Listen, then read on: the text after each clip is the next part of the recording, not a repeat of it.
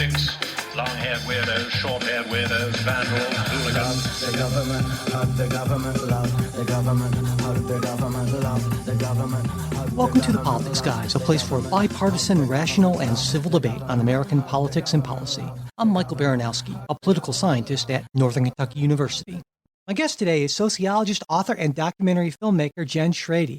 Her primary research focuses on empirically studying digital democracy, digital activism, and the digital divide, which is all, of course, extremely relevant and interesting stuff, which is why I'm just really pleased to have her on the show today.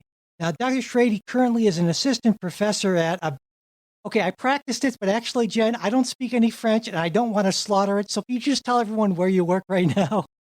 Absolutely. So the simplest way to describe it is I'm based in Paris. I'm a sociologist and I'm at Sciences Po. Okay, that's much better than I would have done. So, and today, of course, we're going to be talking not about my dreadful pronunciation of French, but about Jen's newest book, The Revolution That Wasn't: How Digital Activism Favors Conservatives. And I thought before we got into what you did and what you found, the best place to start would maybe be, well, what prompted you to write this book in the first place? How did you come to this?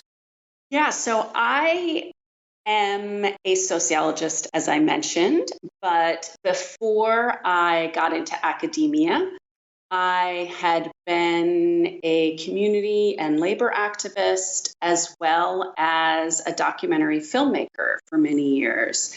And I really enjoyed that work, especially as I moved into doing more and more filmmaking, often documenting social movements that were organizing around some social justice issue and organizing against corporate power. And a lot of these folks were very marginalized and didn't have a way to really get their message across.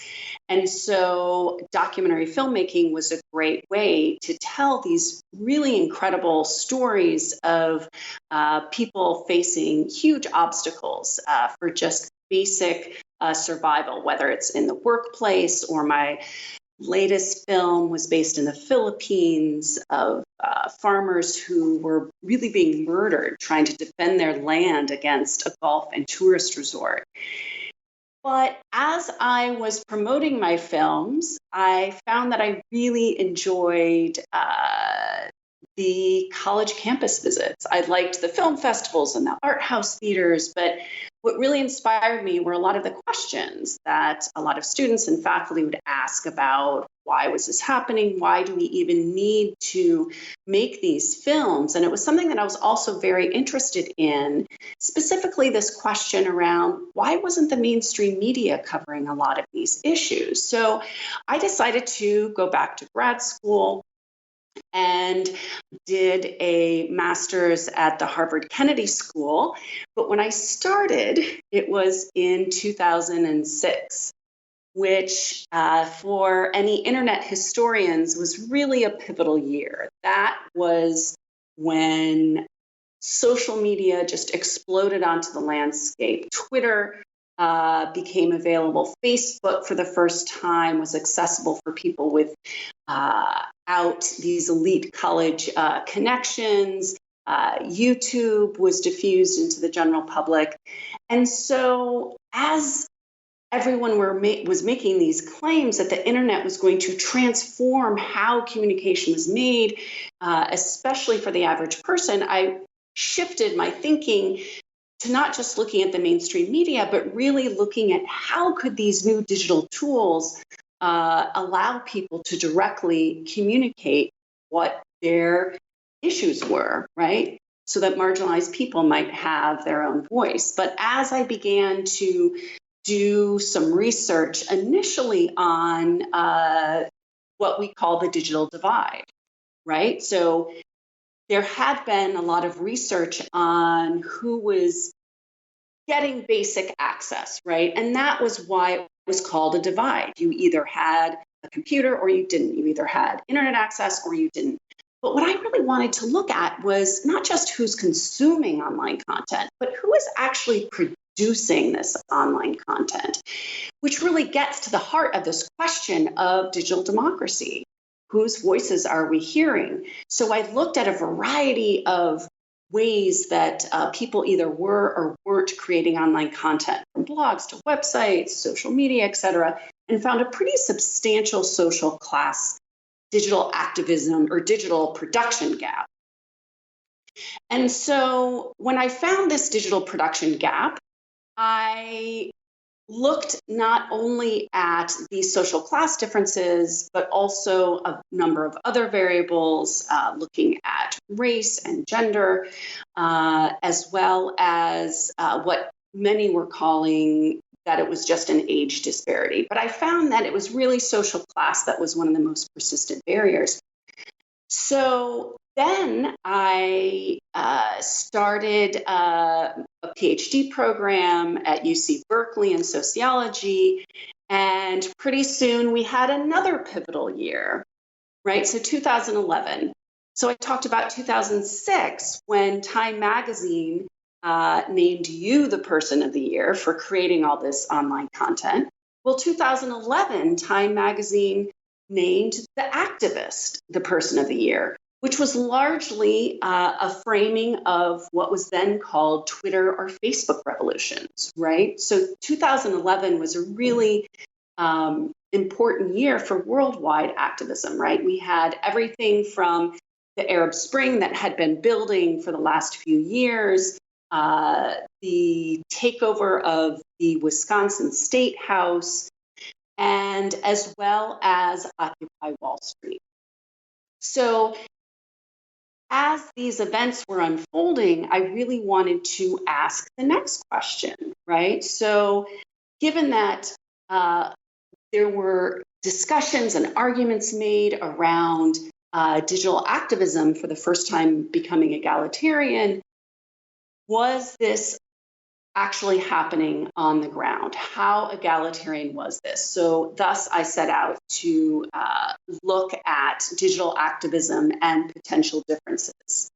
And in fact, at the very beginning of the book, you talk about this sense of optimism that really infused a lot of people. My sense is especially on the left. I mean, I was there for this, and this idea that it's kind of flattened things out. You write that there was the idea that it gave everyone an equal chance to launch an on-demand revolution with the push of a button. And, why is it, do you think, that so many people were just so extremely optimistic about the potential for the internet? Yeah, so if we go back and rewind a little bit earlier, I think some of the initial optimism was really in 1999, where social media hadn't really hit the stage yet, but it was the Web 1.0 era, really. So if we look at 1999, when the World Trade Organization meeting was in Seattle, there was a worldwide protest where people from all over the world showed up in Seattle. And at the same time, something called indie media really exploded on the scene, where people could post their own information about what was happening. And again, not really rely on the mainstream media, right? So we had this time where people felt like they could write their own stories, they could write their own history, they could communicate to the general world. And so that was part of the optimism, but it was also, again, rewinding a little bit more with this question of email, right? So just connecting people and movements all over the world much more quickly than what we saw, for example, in the late 1980s, when people, left activists, would go to Central America and experience what was happening with folks organizing against U.S. military intervention and for human rights. And then those people would have to go back to their communities and in church basements and at college campuses, talk about what was happening. But all of a sudden, people were able to create their own websites. So there was a lot of optimism. And I think that on the one hand, yes, it's a little puzzling now if we look back. But if we think about that time period, there was this sense that we could really connect with each other on a global level that we weren't able to before. And then with the early 2010 movements in the early 2010s, when social media became a key part of people communicating, that level of instantaneous communication was not only around this web 1.0 one-to-many, right? That anyone can build a website, but if you happen to know about it, then come. But all of a sudden, we had social media, which was Web 2.0, where it was this many-to-many conversation that was very quick. And so I think people, though, got so enamored by these tools. So this optimism that people had, they were so focused on the tools that it was really difficult for them to see that digital tools were something that not everyone really had access to. And that was something that I would later find in my book that was really key to the differences that we see online. Right.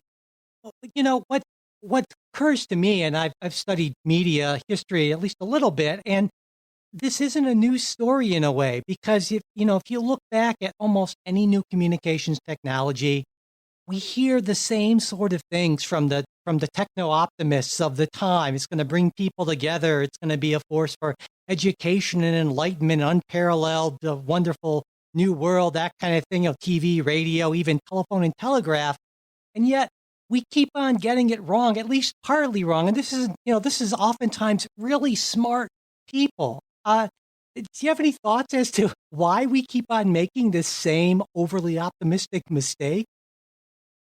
Well, I think that unfortunately we know that history does repeat itself. Yeah. As you documented all those ways in which people tend to fetishize tools, right? They're very shiny, they're new. And it's something that the people writing these stories, the people who are enamored by them, these early adopters are people that have high levels of education generally. That are able to use them on a regular basis. And it's really been a small minority. But what happened was that with this hyper focus on these tools, we really were not looking in the right place of what was behind them, what was shifting, what was changing. And certainly, I think there's no doubt that initially there was something about digital technology, and still is to some extent, that is revolutionary. The way in which you and I can talk from different continents very simply, that without paying expensive international telephone charges. Is just one of many ways that digital technology has really transformed society. But the problem is that we give too much weight to the tool and not enough to the societal structures. Yeah. I mean, and of course, there's this whole amazing, as far as I'm concerned, literature on how our tools actually shape us, which is something we tend not to think about until maybe it's too late, certainly. And that seems to be coming to play with social media right now. But I don't want to get too far off of your book, but going back to that, what you focus on in your book is a specific issue in one state, and that's this fight for public employee collective bargaining rights in North Carolina. So could you talk a little bit about why you chose that issue in that state?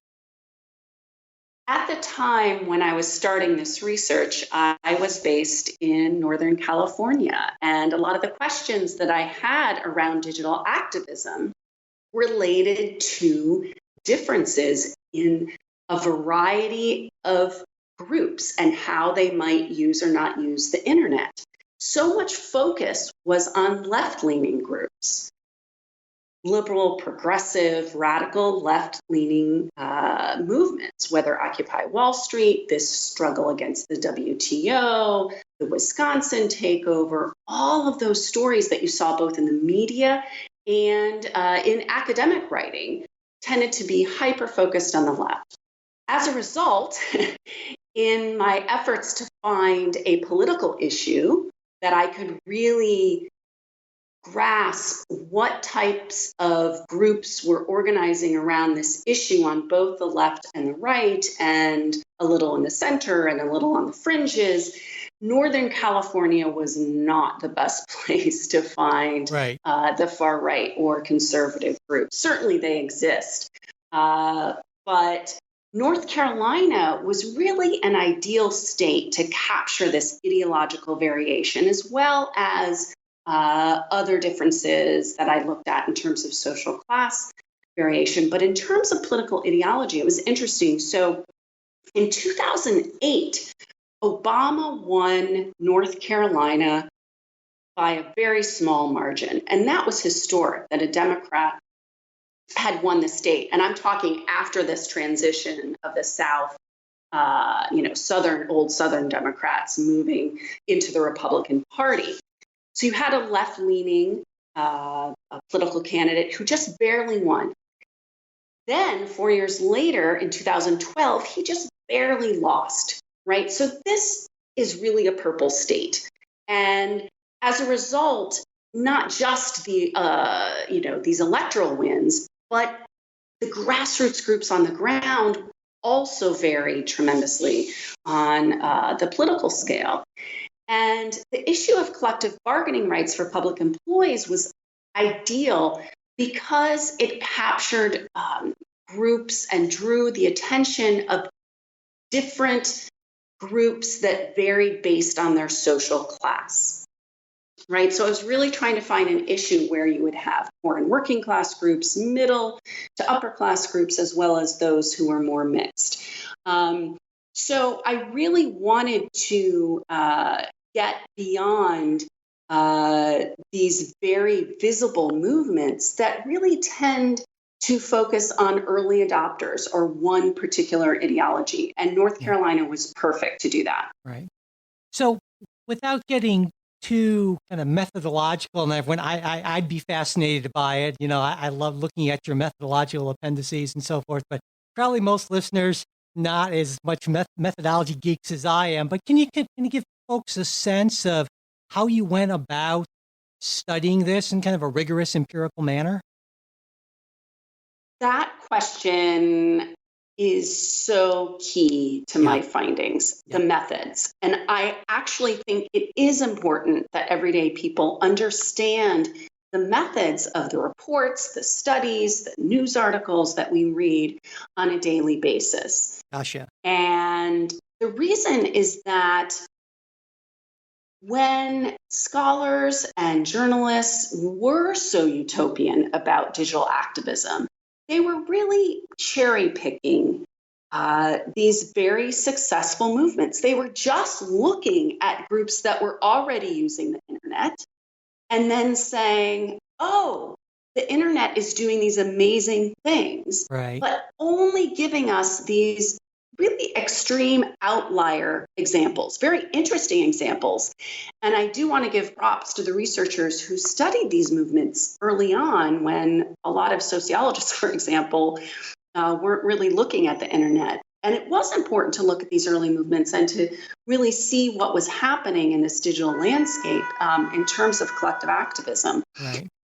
But the problem was that we were ignoring the everyday practices of how most political work is done. Yes, there are spikes of protests and events that happen or elections, but most political activists and political issues are really an everyday practice or function. And so that's why I decided to look at this one particular issue, and then from that issue, say, okay, which groups are organizing around it? I didn't pre-select the groups. I didn't just go online and find a lot of groups that were active. I looked at this issue, this labor rights issue, and then looked at which groups were supporting it and opposing it. And then I had this sample of 34 different groups. And it was really important that I didn't just look online, that I spent a lot of time on the ground, talking to people, interviewing folks and activists, going to protest meetings, events. But I also did look at what these groups were and were not doing online. So I analyzed all their website data, if they had a website. I analyzed their entire Facebook footprint, if they had or used Facebook, and the same for Twitter. And I emphasize that point of whether or not they used it because there are a number of groups that were mostly poor and working class that had barely any digital footprint. So the methods really shaped the findings. Right. And that's true for any scholar, right? Yeah. And no one can, devise the 100% perfect study. There are weaknesses in any study, and I will argue that up and down with anyone.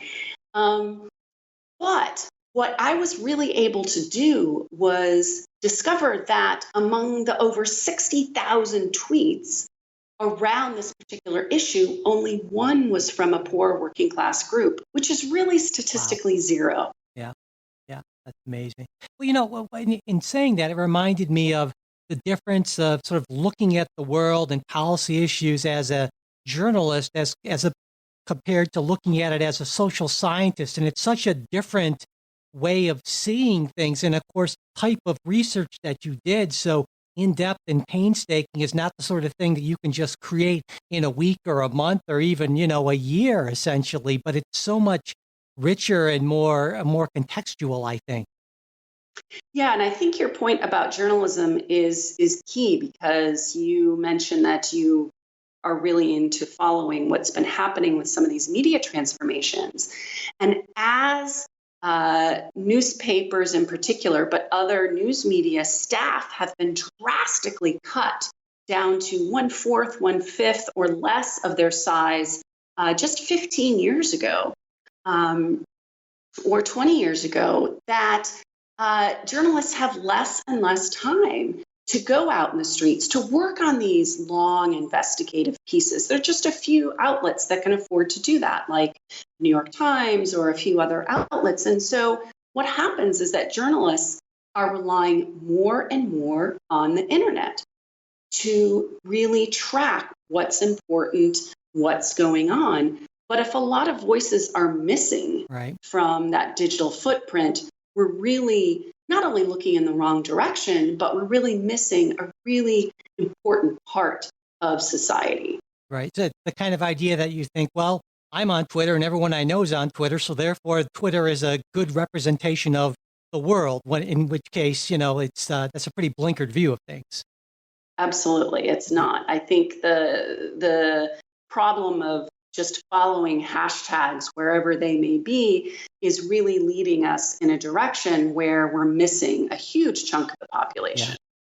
And so in your research, sort of the quick version of it would be that you did find a pretty significant activism gap. And in this instance, it actually was a gap that, contrary to what I think a lot of the left of center digital utopians would have expected or hoped for, that it's a gap that favored the right in this case, right? Absolutely. I think that it's important to really peel back why that is. Sure. So, yes, the book is, the title of the book talks about how digital activism favors conservatives, the revolution that wasn't. And exactly, there was this idea of personalization, pluralism, participation, what I like to call the 3 Ps. That was the idea that was initially put forth, that if we're all able to go online, then everyone can have a voice with political collective action. But the reason why we have this tendency for conservatives to dominate online is that, first of all, there's a really big level of inequality, specifically social class inequality. Mm-hmm. So groups that have not only more resources, but their members who are from more middle or upper class backgrounds are much more likely to harness the power of the web. And those groups are more likely to be conservative. In my study, there weren't any poor working class conservative groups. And I think that's very, very common. We often hear about a journalist going to some poor rural Virginia town, talking to a Trump supporter who works at a factory that's been shut down, right? It's this idea that Trump supporters are conservatives, that there's a big swath of people who are very poor. That does not bear out in the statistics at all. Conservatives are much more likely to have resources, and that was also mirrored in my study as well, and also impacts what's happening online. The other key piece, in addition to class inequality, is institutions. So organizations, groups that have more infrastructure, have more bureaucracy, have more hierarchy, have the systems in place, the expertise, the division of labor to be able to understand Facebook's latest algorithm, right? How to get those likes and comments, how to kind of game the social media system. And even though there was this idea of a very horizontal, participatory social media landscape, what I found was the complete opposite, which is something that did surprise me. As a digital divide scholar, as a digital inequality scholar, I was not surprised that there were these social class gaps, although I was really shocked that they were as big as they were, that I found. But I was very curious about this finding that it wasn't the horizontal groups that I looked at that had the high levels of digital engagement. It was the hierarchical groups. And certainly groups that would consider themselves leaderless or more horizontal used the internet, but not at the same pace and rate as groups that not only had the resources, but the infrastructure to make that happen. And so as a result, those groups also tended to be more conservative. Yeah. So the third factor just... Before we get to that, I wanted to ask you about the organization thing, because when I read that in your book, what immediately came to mind to me was the difference that I saw between Occupy Wall Street and the Tea Party, which are two groups that kind of formed around the same time. And yet one, it seems to me, was far more effective at, getting stuff done.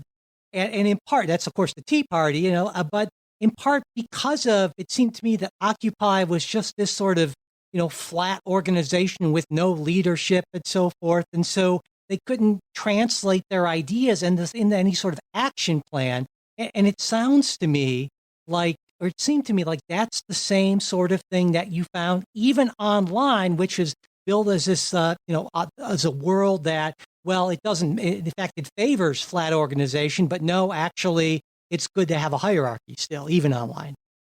The Occupy versus Tea Party example is a really good one because Occupy, yes, was short-lived, but also, again, it was this burst of protests, right? And what I really wanted to do is look over the long term. Right. And exactly what we found in this study is that it was really Tea Party activists, other conservative patriot activists who tended to have more of an infrastructure. And it wasn't just a question, though, of a group like Occupy petering out and just kind of having a big spike and then dissolving because they were leaderless. There was one group that I'll tell you about, a student organization that was horizontal, had been operating for many years, which is pretty impressive for a student group, right? Yeah. Student groups tend to be the most ephemeral of any political groups, but they had been working for a long time and were supporting labor rights. And for them, it was also how they operated that made the internet less appealing as a key strategy for them. So because they were leaderless, or they claimed to be leaderless, they did have some leaders for sure, but they worked really hard to include a lot of people. And for them, the internet was not a great space for decision making. And this so-called democratic decision making was so key for them that they felt like what tended to happen online, whether it was through their news group or through email or even social media, that one or two people tended to dominate, Right. and that it was a lot easier in person to really encourage more people to participate. So this is where this question of ideology really comes in and really overlaps with this idea of organizational structure. Yeah. Because there's this sense, certainly, that conservatives are more comfortable with hierarchy, and so therefore that would just fit very nicely in with this sort of organizational structure. On the one hand, that's true that the conservative groups tended to have more hierarchical structures. However, groups on the left did as well. And the other key point is that this wasn't just a question of Koch brothers funding resources, these national groups kind of coming in and orchestrating everything that the Tea Party or other far-right groups were doing. They were democratic in their own sense. Now, they didn't like to use that word democratic because they thought that took away from personal freedoms. However, I observed meetings where they were encouraging people to choose the issues that they would work on, and there were Robert's Rules of Order in one meeting that I was at. And it's really important to remember that this digital activism isn't just coming from the Breitbarts or from Trump's toxic tweets. It's really coming from the bottom up as well. Well, and another thing you mentioned, an important difference is a motivational difference. And the sense I got was kind of part of my larger sense of differences between the left and the right, is that the right, in many instances, certainly in this instance, had sort of a clear core message that motivated people on that side, whereas on the left it was a little gauzier, I guess you could say. Absolutely. The messaging on the left tends to be much more diffuse and diverse, and the messaging on the right tended to be much sharper and clear and focused. And social media works really well in these short, clear messages. It's very performative. People are trying to be funny. And the more you can really focus your message with a particular political movement or ideology, the more people you can engage and have participate. And as a result, more people are going to comment or retweet or repost or really engage. And so conservatives were really focused on this idea of freedom from the state, free market, freedom of information. And groups on the left have a diverse array of ideas. Yes, I was focusing on this question of labor rights, but there were a wide variety of groups that participated in this struggle for labor rights in North Carolina. And so you had groups that tended to focus on LGBTQ issues, race issues, workers' rights issues, gender, et cetera. And this diverse array of groups and issues and messaging just doesn't work as well online. Yeah.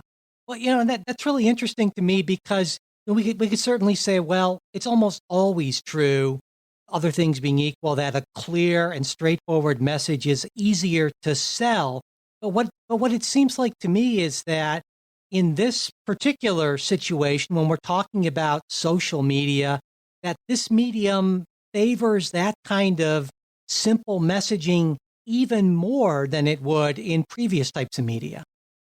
That is an excellent point that I have to think about for a second. Okay. Does this messaging, this simplistic, straightforward messaging, work better with social media? I would argue that it certainly is easy with social media. But I think even if you think about kind of old school communication, whether we're talking about making flyers or buttons, or trying to get the news media to cover your event, right? Which still Sure. happens with political groups on both sides. But the news media also wants these short sound bites. Yeah. It's a real pleasure to talk to you for a longer period of time on a podcast, but in general, the news media still has these very short, dramatic Right. messages. And I think, again, this is a story of what's been happening all along. But what digital technology has done is just amplified it. It's on Yeah. speed. Yeah. As a great digital activism scholar, Jennifer Earle, said, is that one way to look at digital activism or digital media is that it's supersized, right? That it's just making it bigger, better, faster. And when I think about this, I say, well, okay, if I accept the idea that ideas on the left or the message on the left is often more complex for various reasons that we don't have to get into, but that's kind of depressing because then it suggests that my side, if you will, is at sort of a structural disadvantage, and that's a real bummer. But of course, if I flip that around, that's actually a good thing. In the book, you talk about a member of the Moccasin Creek Minutemen, one of the groups on the right, who said, it's a great source of education, referring to the internet. I don't know where we'd be without it. And my immediate thought was, well, we'd be in a much better place in a lot of ways. But then I thought, well, maybe I'm seeing this through too much of a partisan lens. And actually, it's not the revolution that wasn't, it's the revolution that wasn't for the left. But hey, if you're on the right, this sounds like a pretty good deal. One activist, patriot activist, told me that Paul Revere had a horse, we have the internet. Hmm. Absolutely. Conservatives, when I interviewed them, their eyes tended to light up when I would ask about the internet or what they used or how important it was for their organizing. For them, who often viewed the mainstream media as an enemy or often a way in which their movements were either left out of the media or often mischaracterized or stereotyped, that for them, the internet was a way for them to directly get what they called the truth out. On the other hand, groups on the left viewed the internet as one of many organizing tools. Yes, it's important, but in order to get this diverse group of people to the organizing table, whether it's at a meeting or an event or a protest, that we need to use whatever tool we have available to organize. When I dug into that comment a little bit by the woman, I believe it was, I mentioned, and so I was curious, well, what is the Moccasin Creek Minutemen and so forth, and I found some websites, and it quickly took me down, I guess, what I would call a crazy hole. I mean, there was some stuff that I saw there within minutes, like an argument that birthright citizenship actually isn't guaranteed by the 14th Amendment, which is wow. And there was much more from there. And so maybe this is an advantage to these groups in terms of getting their message across, but in terms of a platform for misinformation and disinformation, the negative effects, to me at least, seem to absolutely swamp the positives. There are two ways to look at this. On the one hand, what I found in my research in looking at which side, for simplicity, I looked at the left and the right, which side was more likely to post what I coded as contentious content, right? So this very partisan content, not a straight up news article, what he said, she said, which could come from either Fox News or CNN, but something more contentious in terms of how something was reported. I did find that conservatives were much more likely not only to post articles that had this contentious content, but also just more likely to post articles in general, right? And again, that comes to their focus on informationalizing versus the left on organizing. And other scholars have found that so-called fake news is more common among conservatives. On the other hand, if we look at the overall news diet of most people, it tends not to be of these extreme sites, right? And when I'm talking about most people, I'm talking about most conservatives. And even a lot of the folks that I talk to, yes, they may, watch Fox News, but for some people that even kind of drove them crazy in terms of a lot of conservatives felt like it was too performative, which I found really interesting. But that a lot of folks, these conservatives are, listening to more mainstream radio, reading more mainstream news media, and other outlets like CNN or the Washington Post, or even some left-leaning sites, and which I think is really important to remember. There's this sense, again, that Trump supporters or conservatives are just these people that are really dumb and they're not really paying attention. And if they would just be given the right information, then that would solve everything. But, the head of one Tea Party had a master's degree in education. Another leader had a PhD in physics. These are not stupid people. These are very well-read people. And I think it's really, really key to understanding what's happening with this conservative populist movement that we have right now. Yeah, definitely. So I wanted to ask you a couple of questions related to what we social scientists sometimes call generalizability. So you found this big gap in your study, and it occurred to me that there are maybe two ways in which someone might question the extent to which this might apply in other instances. First off, geographically, because you might say, well, North Carolina is a very different place, obviously, from say Massachusetts or Nevada or California or what have you, and so therefore what you saw in North Carolina might not apply in other states. Is there any reason to think that that's the case, or maybe not so much? Well, first off, this is also an excellent question, and the idea of generalizability is really important. And that's really what I was trying to get at in my research. Design is to say what's happening on a broader level. Right. And I would welcome other scholars and other people to look at this question of a digital activism gap in other areas. Does it exist? If so, what is the extent? And I think that the issue around labor rights in North Carolina, on the one hand, North Carolina has one of the lowest levels of unionization in the entire country.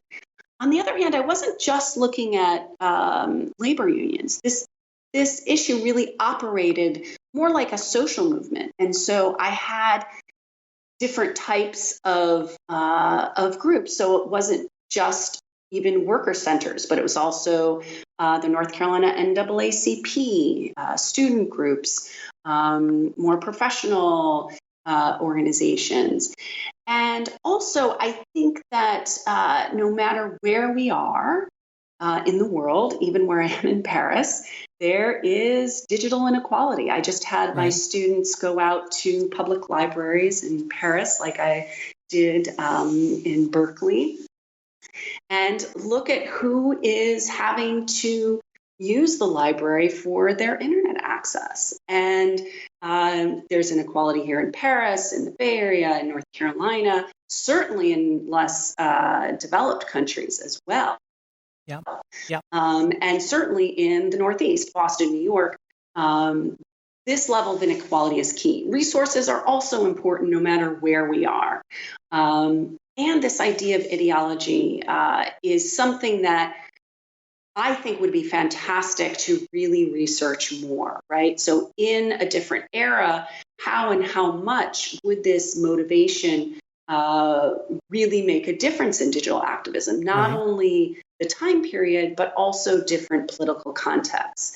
The main point, though, is that we really need to look at this question of a digital activism gap as we talk about the internet and collective action.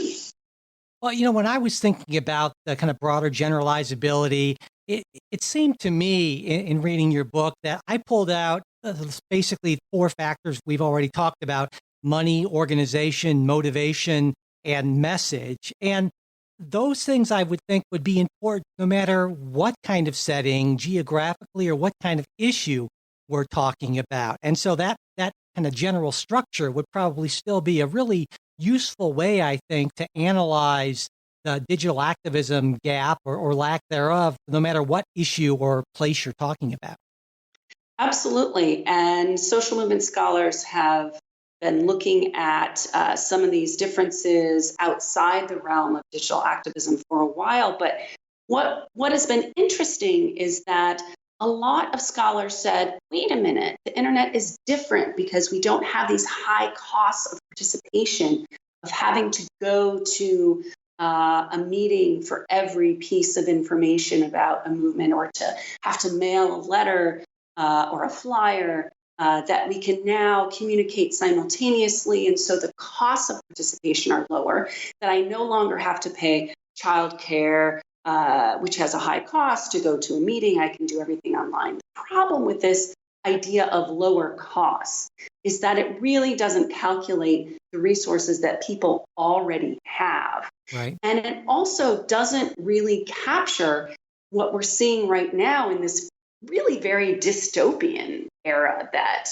we're in, with claims of, Russian hacking and, troll farms and fake news.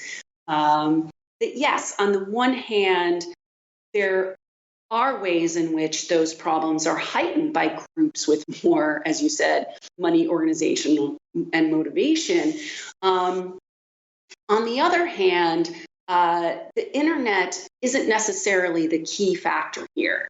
It is really these broader structural differences that matter no matter what the technology is. Right. Yeah. So if I'm an activist listening to this and trying to figure out, well, what this might mean for me going forward, obviously, I already know that having more money is better, other things being equal, and having motivated people behind my cause.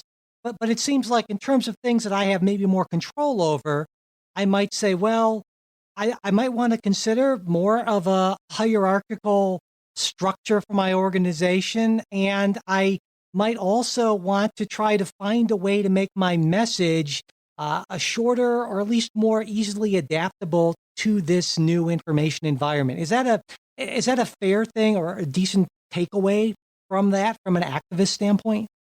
I think certainly the messaging piece. It's not like we have to get rid of this diverse group of ideas and concepts and issues that the left has, but to really think about with a specific campaign, what is a focused way we can really generate a conversation, right? So Right. when something goes viral, there's a sense of, oh, it just happened, it's spontaneous.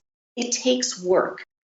So in some ways, the point isn't necessarily that you have to have a hierarchical group to effectively have a successful social media campaign. But what hierarchical groups tend to have is this very clear division of labor, where someone or a group of people, whether it's staff members who are paid, or an army of volunteers that the Tea Party had, with a lot of retired people who had resources, that it's really this dedicated expertise that really makes a difference, to really understand the complexities and the changes that are constantly happening with social media. It's really hard to keep up. Even someone like myself who studies this, it's really challenging to figure out, okay, Facebook just changed this on their platform, and how does this then affect, getting a notice out about an event coming up? And yes, it takes money to pay Facebook to promote a post. But again, if you understand how it works, it might be cheaper than other modes of communication in some cases. And again, that's where this question of work, digital engagement takes work. Absolutely, that's for sure. Well, on that note, we will close. I've just so thoroughly enjoyed talking with you, Jen. Thanks so much for taking the time to talk with me today.